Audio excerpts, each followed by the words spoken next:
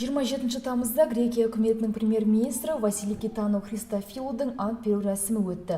Осыдан кейін елдің президенті Прокопис Павлопулос мерзімінен тыс парламент сайлауы өткенге дейін оны техникалық үкіметтің басшысы ретінде бекіту туралы үкімге қол қойды. Василий Китану Христофилу Грекия тарихындағы министрлер кабинетін басқарған ең алғашқы әйел.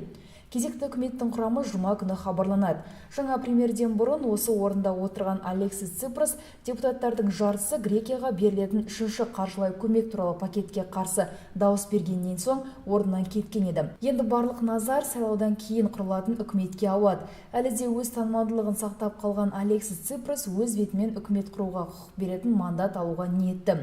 Алдын ала жүргізілген сауалнама бойынша оның коалициясы көш бастап келеді, бірақ абсолютті жеңіп шығады деген кепілдік жоқ, дейді Афинадағы Евроньюс тілшісі. Солтүстік Кореяның шығысында қатты жауыннан кейін болған су тасқынының салдарымен күресіп жатыр. Табиғат апатынан кем дегенде 40 адам қайтыс болып, 11 мыңнан астамы өз үйлерін тастап кетуге мәжбүр болды. Су тасқыны мыңдаған үйлерді бұзып, темір жолдарына зақым келтірген. Зардап шеккендерге көмектесу үшін Солтүстік Кореяға гуманитарлық көмек және 80 сарапшы жіберіледі. Бразилиялық Сан-Паулу штатындағы Тирандендис қаласында жергілікті тұрғындар мен құзырлы органдар арасында қақтығыс орын алды. Бұған полицияның қалада соңғы 15 жыл бойы заңсыз түрде өмір сүріп келе жатқан 75 отбасыны көшіріп жіберуі себеп болды. Оқыс оқиға кезінде 15 машина өртеніп кеткен. Қарсылық білдірушілерді қуу үшін полиция көз аштыратын газ пайдалануға дейін барды.